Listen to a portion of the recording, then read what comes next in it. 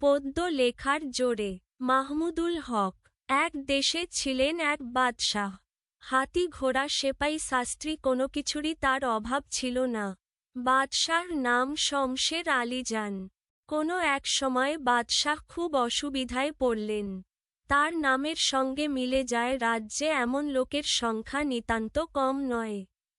ছুতোর, কামার, গাছকাটা শিউলি এদের সকলের নামও শমশের। গোটা রাজ্য শমশেরময় হয়ে আছে এক কথায়। তাই বাদশাহ একদিন উজির নাজির, পাত্র মিত্র, সভাসদ সবাইকে ডেকে দরবারে ঘোষণা করলেন, আমার ক্ষমতা তোমাদের সকলের চেয়ে খুব কম করে হলেও 3 গুণ বেশি, সুতরাং আজ থেকে আমার নামকে 3 দিয়ে গুণ করে ঠিক এইভাবে উচ্চারণ করতে হবে। শমশের, শমশের, শমশের আলী যান। এই ঘোষণায় বিশেষ করে উজির আক্কেল আলী খুব খুশি হলেন। তিনি বললেন, বাদশাহ নামদার দীর্ঘজীবী হউন। উজির আক্কেল আলী ছিলেন বাদশার সবচেয়ে প্রিয় পাত্র। তার ওপর বাদশাহর বিশ্বাসও অগাধ। বাদশাহ ধরে নিয়ে আসতে বললে তিনি বেঁধে নিয়ে আসেন। বাদশাহ হাঁচলে কাশলে তিনি ডুকরে কেঁদে ওঠেন। একদিন হয়েছে কি, বাদশাহ উজিরকে সঙ্গে নিয়ে 3 মহল প্রাসাদের পাশ কাটিয়ে হাওয়া খেয়ে বেরোবার সময় দেখেন প্রাচীরের গায়ে একরাশ হিজিবিজি লেখা। বাদশাহ বললেন, দাঁড়াও, পড়ে দেখা যাক। আক্কেল আলী, আক্কেল আলী, দেব তোরে কি, ঘুমের ঘোরে চাঁদিতে তোর গাঁটটা মেরেছি। উজির গড়গড় করতে করতে বললেন, এ কি সত্যি কথা? বাদশাহ বললেন, খেপেছ নাকি? কেউ ঠাট্টা করে লিখেছে আর কি। বাদশার কথা শেষ হতে না হতেই উজির চোখ বড় বড় করে বললেন, কি সর্বনাশ! ওই দেখুন বাদশাহ নামদার, বাঁ দিকের প্রাচীরে আপনার নামেও কি কথা সব লিখে রেখেছে। বটে বটে, বলে বাদশাহ পড়ে দেখলেন, শমশের, শমশের, শমশের আলী যান, আমরুল, জামরুল, কচু ঘেচু সবই খান। শমশের, শমশের, শমশের আলী যান, খিটখিটে মিটমিটে, শকুনের মতো যান। রাগে আগুন হয়ে বাদশাহ বললেন, দেখেছ কি ওটা? আমার জান বলে শকুনের মতো। এত বড় কথা! উজির বললেন, শুলে চড়াবো বাদশাহ নামদার, শুলে চড়াবো। যদি না পারি আমার নাম আক্কেল আলীই নয়। ইস, কি বিচ্ছিরি কথা! এরপর অন্যান্য দিনের মতো বাদশাহ দরবারে বসলেন। বললেন, কার কি আরজি আছে পেশ করো। নাজির উঠে দাঁড়িয়ে বললেন, বাদশাহ নামদার, আমার নামদার, আমার বাড়ির উঠোনে আজ সকালে একটা ঘুড়ি উড়ে এসে পড়েছিল। তাতে সব বাজে বাজে পদ্য লেখা। বাদশাহ গম্ভীরভাবে বললেন, কি লেখা ছিল? উজির আবৃত্তি করে বললেন, শমশের শের নয়, লেজকাটা হনুমান, বিড়ালের ডাক শুনে দেন তিনি পিঠটান, কাঁঠালের মতো মাথা, আক্কেল আলীটার, ঘাসখেগো বুদ্ধি এন্তার এন্তার। সকলে গাম্ভীর্য বজায় রাখবার জন্য মুখ নিচু করে থাকল। সভাসদদের মধ্যে থেকে একজন উঠে দাঁড়িয়ে সোজাসুজি আবৃত্তি করতে শুরু করে দিলেন।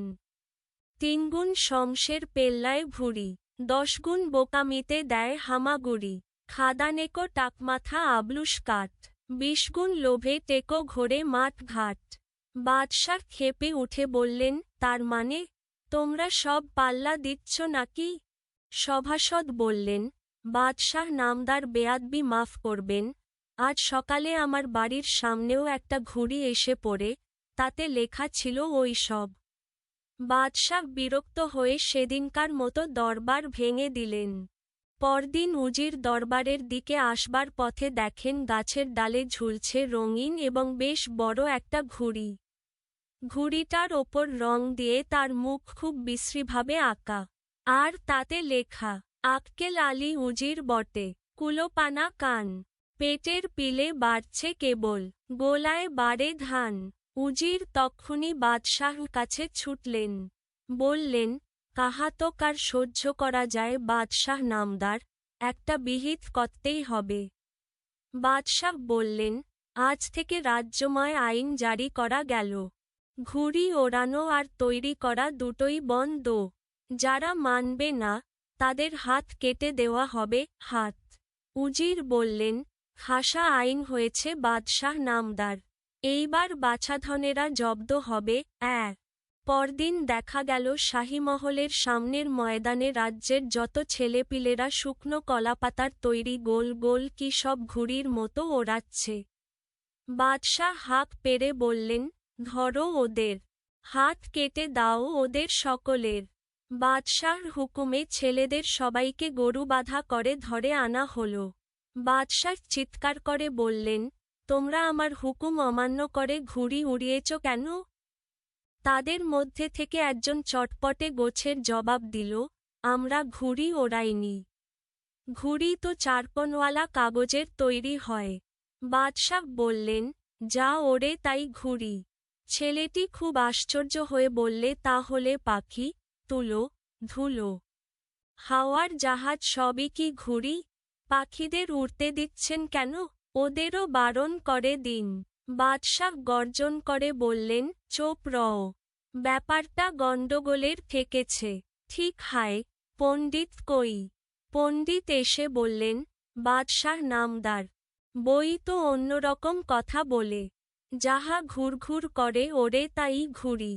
ছেলেটি চোখ বড় বড় করে বললে, ঘুরঘুর করে আবার কিছু ওড়ে নাকি? আপনি কিছুই জানেন না দেখছি। ওড়ে তো পতপত করে আর ফুরফুর করে ঘোরে। পণ্ডিত বললেন, থামো দিকি, বেশি ফ্যাচর ফ্যাচর করছ কেন বাপু?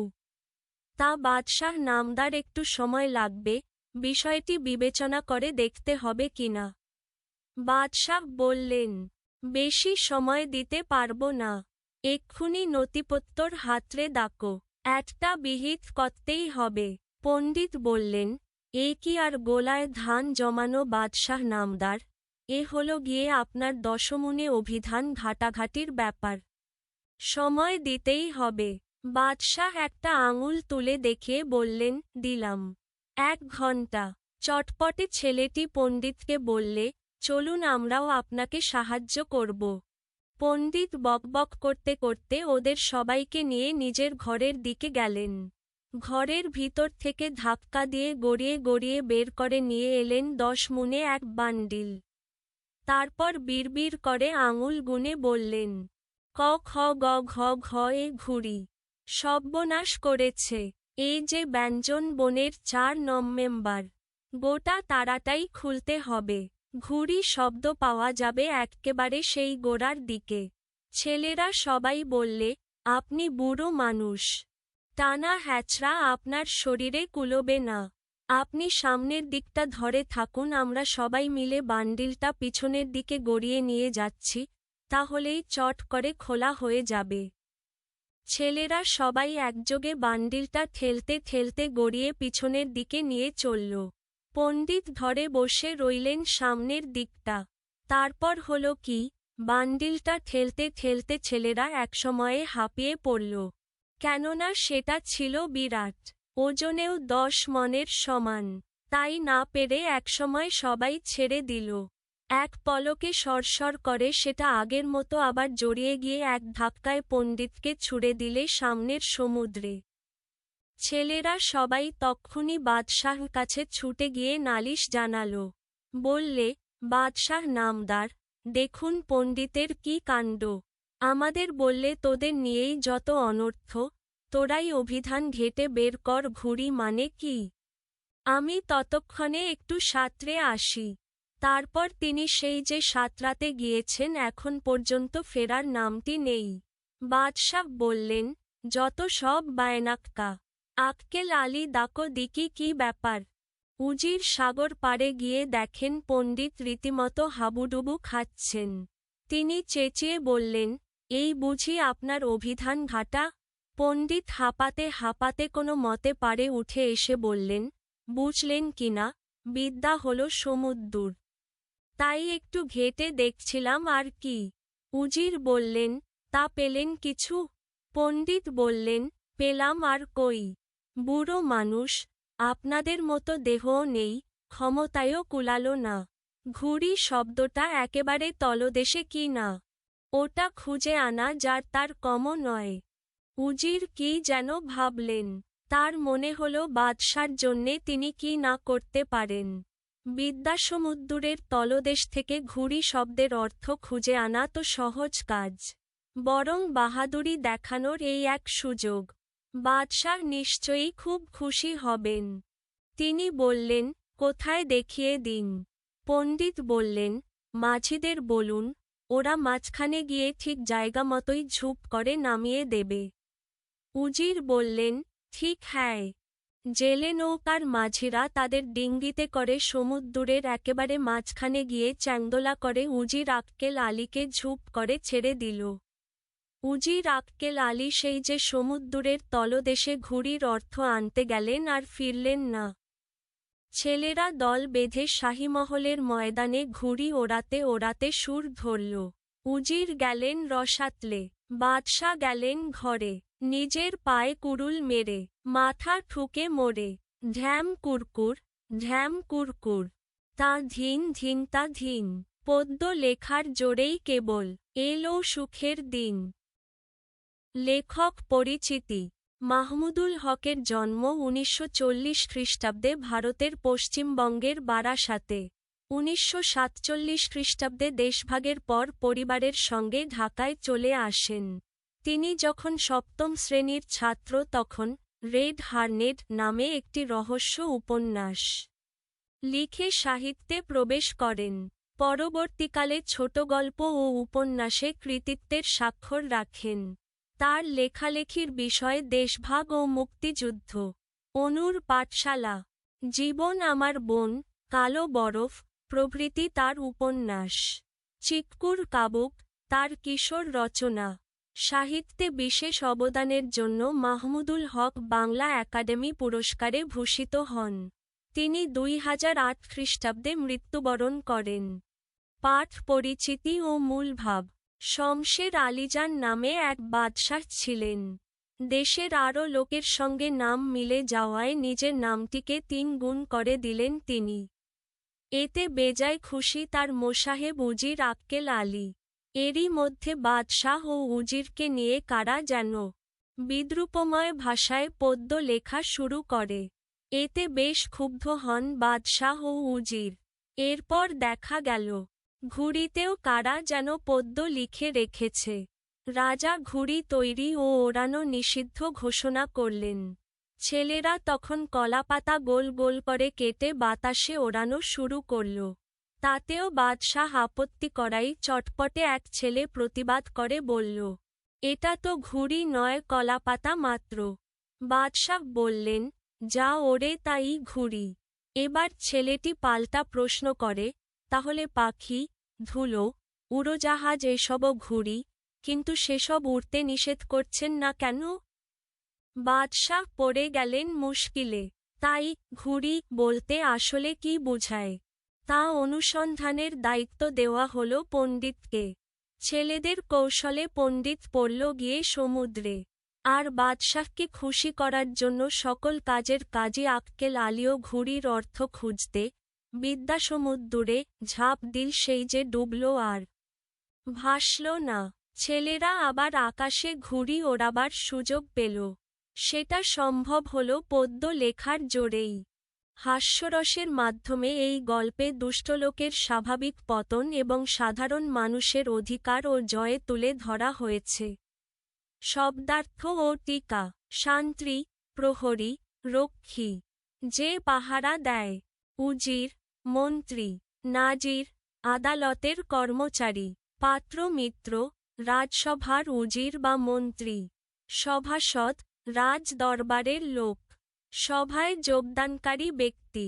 দরবার, সভা। প্রাসাদ, রাজভবন। প্রাচীর, দেয়াল। হিজিবিজি, আঁকাবাঁকা রেখাযুক্ত অস্পষ্ট লেখা। চাঁদি, মাথার উপরিভাগ। গাঁটটা, মুঠি করা আঙুলের জোরালো আঘাত। শুল, ধারালো সরু মুখযুক্ত কাঠ বা লোহা বিশেষ। আরজি, নিবেদন। এন্তার, যাবতীয়, সকল। গাম্ভীর্য, গম্ভীর ভাব। চাঞ্চল্য না দেখানো। ফ্যাচর ফ্যাচর, বিরক্তিকর অদরকারি বাক্য প্রয়োগ। পেল্লায়, বড় আকারের কোনো কিছু। দশমুনে, দশমন বিশিষ্ট। বান্ডিল, আটি। ইংরেজি বান্ডল, টানা হ্যাচড়া, টানাটানি করা। অভিধান, এক ধরনের বই। অর্থসহ শব্দকোষ। বিদ্যাসমুদ্র, জ্ঞানের সাগর। বাহাদুরি, কৃতিত্ব বা সাফল্যে গৌরব করা। নমুনা প্রশ্ন, বর্ণনামূলক প্রশ্ন। ১. বাদশা খুব অসুবিধায় পড়লেন কেন? অসুবিধা দূর করতে বাদশা কী ধরনের পদক্ষেপ নিলেন তার বর্ণনা দাও। উত্তর: বাদশা শমশের আলীজান খুব অসুবিধায় পড়েছিলেন, কারণ তার নামের সঙ্গে রাজ্যের অসংখ্য সাধারণ মানুষের নাম মিলে গিয়েছিল। ছুতোর, কামার, গাছকাটা শিউলি, এমন নানা পেশার বহু লোকের নামও ছিল শমশের। ফলে রাজ্যে সর্বত্র একই নামের ভিড়ে বাদশার নামের বিশেষত্ব ও মর্যাদা নষ্ট হচ্ছিল। এই নামের একরূপতা বাদশার অহংকারে আঘাত করেছিল এবং নিজেকে অন্যদের থেকে আলাদা করে চিহ্নিত করা তার কাছে জরুরি হয়ে দাঁড়ায়। এই অসুবিধা দূর করার জন্য বাদশা এক অদ্ভুত ও হাস্যকর পদক্ষেপ নেন। তিনি উজির নাজির, সভাসদ ও দরবারের সবাইকে ডেকে ঘোষণা করেন যে তার ক্ষমতা অন্য সবার চেয়ে অন্তত ৩ গুণ বেশি। তাই তার নামও ৩ গুণ করে উচ্চারণ করতে হবে। অর্থাৎ সাধারণ শমশের নয়, বরং শমশের আলীজান বলে তাকে সম্বোধন করতে হবে। এভাবে নামকে ৩ গুণ করে বাদশা নিজের শ্রেষ্ঠত্ব ও ক্ষমতার প্রকাশ ঘটাতে চেয়েছিলেন এবং নামের মিলজনিত সমস্যার সমাধান করতে উদ্যোগী হন। খ. পদ্য লেখার জোরে, গল্প অবলম্বনে উজিরসহ সভাসদবর্গের চাটুকারী মানসিকতার যে পরিচয় তুলে ধরা হয়েছে তার স্বরূপ বিশ্লেষণ কর। উত্তর: পদ্য লেখার জোরে গল্পে উজির আক্কেল আলীসহ দরবারের সভাসদদের যে মানসিকতার পরিচয় পাওয়া যায়, তা মূলত অন্ধ আনুগত্য, সুযোগসন্ধানী চাটুকারিতা এবং বিবেকহীন আত্মস্বার্থের প্রকাশ। তারা সত্য মিথ্যা বা ন্যায় অন্যায়ের বিচার না করে কেবল বাদশাহকে খুশি রাখাই নিজেদের প্রধান দায়িত্ব বলে মনে করে। উজির আক্কেল আলী এই চাটুকার মানসিকতার প্রধান প্রতিনিধি। বাদশাহর যে কোনো কথাকেই তিনি যুক্তিহীনভাবে সমর্থন করেন। বাদশাহ নিজের নাম ৩ গুণ করে উচ্চারণের নির্দেশ দিলে উজির সেটিকে বুদ্ধিদীপ্ত সিদ্ধান্ত হিসেবে প্রশংসা করেন এবং দীর্ঘজীবনের দোয়া দেন। এমনকি বাদশাহ রাগ ও অবিবেচক সিদ্ধান্তেও উজির উস্কানিমূলক ভূমিকা পালন করেন, বিদ্রূপাত্মক পদ্মের জন্য শুলে চড়ানোর হুমকি দেওয়া কিংবা ঘুড়ি ওড়ানো নিষিদ্ধ করার মতো নিষ্ঠুর আইনকে খাসা আইন বলে বাহবা দেওয়া তার স্পষ্ট উদাহরণ। এতে বোঝা যায়, উজিরের আনুগত্য আদতে যুক্তিনির্ভর নয়, বরং ক্ষমতার কাছাকাছি থাকার লোভ থেকেই উৎসারিত। সভাসদদের আচরণও একই রকম। তারা সবাই বাদশাহর সামনে নীরব থেকে গাম্ভীর্য বজায় রাখার ভান করে, কিন্তু কোনো সিদ্ধান্তের যৌক্তিকতা নিয়ে প্রশ্ন তোলে না। বাদশাহ ক্ষুব্ধ হলে তারাও ভীত ও তোষামোদে ব্যস্ত হয়ে পড়ে। ফলে দরবারটি হয়ে ওঠে সত্য ও বিবেকশূন্য এক চাটুকারদের সমাবেশ, যেখানে সাধারণ মানুষের কথা বা যুক্তির কোনো মূল্য নেই। এই চাটুকারী মানসিকতার পরিণতিও লেখক ব্যঙ্গের মাধ্যমে তুলে ধরেছেন। উজির নিজের বাহাদুরি দেখাতে গিয়ে বিদ্যাসমুদ্রে ঝাঁপ দিয়ে চিরতরে হারিয়ে যায়। অর্থাৎ ক্ষমতার মোহে অন্ধ চাটুকারিতা শেষ পর্যন্ত নিজেকেই ধ্বংস করে। এভাবে গল্পটি দেখায় যে উজির ও সভাসদবর্গের চাটুকার মানসিকতা শুধু শাসককে ভুল পথে চালিত করে না, বরং তাদের নিজেদের পতনের পথও প্রশস্ত করে। ২. পণ্ডিত মশাই বাদশার কাছে সময় চাইলেন কেন? ব্যাখ্যা কর।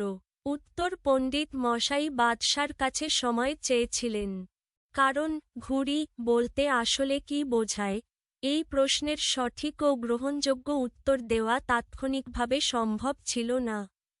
বাদশাহ ঘুড়ি তৈরি ও ওড়ানো নিষিদ্ধ করার পর ছেলেটির যুক্তিপূর্ণ প্রশ্নে নিজেই বিভ্রান্ত হয়ে পড়েন। তখন বিষয়টির মীমাংসার দায়িত্ব পণ্ডিতের ওপর দেওয়া হয়। পণ্ডিত বুঝেছিলেন যে শব্দের অর্থ নির্ধারণ করা কোনো সহজ কাজ নয়। এর জন্য অভিধান ঘেঁটে, শাস্ত্রীয় ও ভাষাগত দিক বিবেচনা করে সিদ্ধান্তে পৌঁছাতে হয়।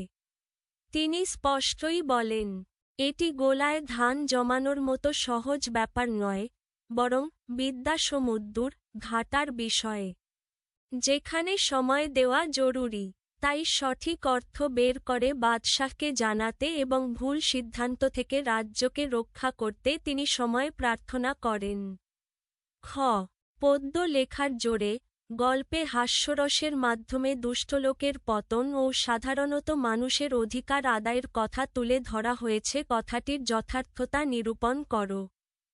উত্তর মাহমুদুল হকের পদ্য লেখার জোরে গল্পটি মূলত একটি ব্যঙ্গধর্মী রচনা, যেখানে হাস্যরসের আড়ালে শাসকের স্বেচ্ছাচারিতা, চাটুকারদের কপটতা এবং তার বিপরীতে সাধারণ মানুষের বুদ্ধি ও অধিকারচেতনার বিজয় স্পষ্টভাবে তুলে ধরা হয়েছে। তাই উক্ত কথাটি সম্পূর্ণ যথার্থ। গল্পে বাদশাহ শমশের আলীজান ও উজির আক্কেল আলী দুষ্টলোকের প্রতীক। বাদশাহ অহংকার ও ক্ষমতার দম্ভে নিজের নাম ৩ গুণ করে উচ্চারণের নির্দেশ দেন এবং সামান্য বিদ্রূপ সহ্য করতে না পেরে কঠোর ও অযৌক্তিক আইন জারি করেন। উজির এসব অন্যায় সিদ্ধান্তে বাধা না দিয়ে বরং আরও উস্কে দেন। ঘুড়িতে লেখা মজার পদ্যের কারণে শিশুদের হাত কাটার মতো নিষ্ঠুর শাস্তির আদেশ দেওয়া তাদের দুষ্টতা ও অমানবিকতার চূড়ান্ত প্রকাশ। এই নিষ্ঠুরতার বিরুদ্ধে গল্পে সাধারণ মানুষের, বিশেষ করে শিশুদের, বুদ্ধিদীপ্ত প্রতিবাদ হাস্যরসের মাধ্যমে ফুটে উঠেছে। চটপটে ছেলেটির যুক্তি, কলাপাতা ঘুড়ি নয়, আর যা ওড়ে তা যদি ঘুড়ি হয় তবে পাখি। ধুলো, উড়োজাহাজও নিষিদ্ধ হওয়া উচিত। এইসব কথায় বাদশাহ নিজেই হাস্যকর পরিস্থিতিতে পড়ে যান। সাধারণ মানুষের এই বুদ্ধি ও সাহস শাসকের ক্ষমতার অহংকারকে ভেঙে দেয়। দুষ্টলোকের পতনও লেখক ব্যঙ্গাত্মক ভঙ্গিতে দেখিয়েছেন। পণ্ডিত ও উজির, ঘুড়ি অর্থ খুঁজতে গিয়ে সমুদ্রে তলিয়ে যায়, যা তাদের অহংকার ও অন্ধ আনুগত্যের প্রতীকী শাস্তি। অপরদিকে বাদশাহ পরাজিত ও অসহায় হয়ে ঘরে ফিরে যেতে বাধ্য হন। শেষ পর্যন্ত ছেলেরা আবার স্বাধীনভাবে ঘুড়ি ওড়াতে পারে এবং আনন্দের গান গায়। অতএব গল্পটিতে হাস্যরস কেবল বিনোদনের উপকরণ নয়, এটি একটি শক্তিশালী অস্ত্র। এর মাধ্যমেই দুষ্ট শাসক ও তার সহযোগীদের পতন ঘটানো হয়েছে এবং সাধারণ মানুষের অধিকার আদায়ের বার্তা স্পষ্টভাবে প্রতিষ্ঠিত হয়েছে। ফলে উক্ত মন্তব্যটি পুরোপুরি যথার্থ।